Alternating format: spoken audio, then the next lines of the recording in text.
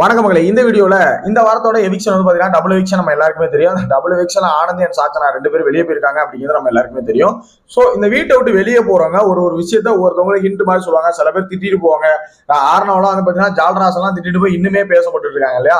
So அந்த மாதிரி சாச்சனா வீட்டை விட்டு வெளியே போகும்போது என்னென்ன சொல்லிட்டு போனாங்க அப்படிங்கிறா, யார் யாருக்கு என்னென்ன சொல்லிட்டு போனாங்க அப்படின்னு நம்ம வந்து பார்க்க போறோம். சோ அதுக்கு முன்னாடி சேனலை புதுசா பாக்குறீங்க, இந்த மாதிரி எக்ஸ்க்ளூசிவ் லைவ் அப்டேட் தெரிஞ்சுக்கிட்டு நம்ம சேனலை மறக்காம சப்ஸ்கிரைப் பண்ணி சப்போர்ட் பண்ணுங்க. கூட இந்த வீடியோக்கு ஒரு லைக் கொடுத்தீங்க அப்படின்னா எனக்கு ஒரு பெரிய மோட்டிவேட்டா இருக்கும். சோ மறக்காம லைக் பண்ணிக்கிங்க நம்புறேன்.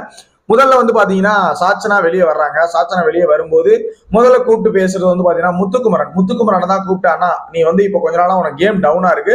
சோ டவுன் ஆகாம விளையாடு, கேம் நல்லா விளையாடு, உனக்கு இங்க இருக்கிற எல்லாரையுமே வந்து தெரியும், யார் என்னன்னு உனக்கு தெரியும். சோ அது மாதிரி நீ கொஞ்சம் கேம் வந்து கொஞ்சம் மேல் நோக்கி விளையாடு, டவுன் ஆகாம கொஞ்சம் வேகமா விளையாடு அப்படிங்கிற மாதிரி சொல்லியிருக்காங்க. இரண்டாவது வந்து பாத்தீங்கன்னா விஜய் விஷாலை கூப்பிட்டு சொல்லியிருக்காங்க இந்த மாதிரி, ஆனா நீயும் முத்தண்ணாவும் எனக்கு ரொம்ப உண்மையான ஒரு அன்பு வந்து காமிச்சிங்க, அதனால அவங்க ரெண்டு பேருக்கும் ரொம்ப நன்றி அப்படிங்கிற மாதிரி ஒரு விஷயத்த வந்து சொல்லியிருக்காங்க. அதே மாதிரி கடைசியா மஞ்சரி அவர்களுக்கு வந்து பாத்தீங்கன்னா, நீங்க ஒரு நல்ல கேம் விளையாடுறீங்க, கண்டிப்பா யார் என்ன சொன்னாலும் அந்த கேமை நீங்க மாத்தாதீங்க, உங்க கேமை நீங்க ஆடிட்டே இருங்க அப்படிங்கிற மாதிரி மஞ்சரிக்கு வந்து சொல்லியிருக்காங்க. கடைசியா ஒரு 4 பேரை வந்து பாத்தீங்கன்னா சொல்லாம சொல்லிட்டு போயிருக்காங்க அப்படிதான் சொல்லணும். வழக்கம் போல கோவா கேங் தான். ஜெஃப்ரி, ரயானு, சௌந்தர்யா, ஜாக்லின் இந்த 4 பேரையுமே மென்ஷன் பண்ணி சொல்லியிருக்காங்க. என்ன சொல்லியிருக்காங்கன்னா, நீங்க உங்களோட இண்டிவிஜுவல் கேம் வந்து ஸ்டார்ட் பண்ணுங்க, சும்மா எல்லாரும் ஒண்ணு சேர்ந்து விளையாண்டுட்டு இருக்காங்க, உங்களோட இண்டிவிஜுவல் கேம் வந்து ஸ்டார்ட் பண்ணுங்க அப்படிங்கிற மாதிரி வந்து பாத்தீங்கன்னா மீன் பண்ணி சொல்லியிருக்காங்க. சோ சாச்சா வெளியே போகும்போது இந்த 4 பேருக்கு இந்த 4 அட்வைஸ் வந்து இவங்க கொடுத்துருக்காங்க, இவங்க ஏஜ்ல இருந்து. பட் முத்துக்குமார் எல்லாருக்குமே ஒரு மோட்டிவேஷனலான ஒரு வார்த்தை சொல்லுவார் இல்லையா, அது இந்த சிவகுமார்ட்ட மட்டும்தான் இல்ல, பாக்கி எல்லார்கிட்டையுமே அந்த வார்த்தை இருந்திருக்கு வெளில போகும்போது. அதே மாதிரி சாச்சனாவுக்கு ஒரு வார்த்தை சொல்லியிருக்காரு.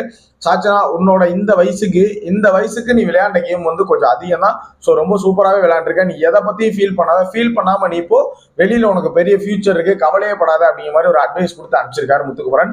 ஸோ இதுதான் சாச்சனா வெளியே போது நடந்த ஒரு கன்வர்சேஷன். ஸோ இந்த கன்வர்சேஷன் பத்தின உங்களோட ஒப்பீனியன் என்ன அப்படிங்கிறத மறக்காம கமெண்ட்ல சொல்லுங்க. என்னோட பெர்ஸ்பெக்டிவ் இப்படி பாத்தீங்கன்னா, இது வரைக்கும் விளையாடாத சாச்சனா லாஸ்ட் 1 வீக் நல்ல கேம் ஆடுனாங்க.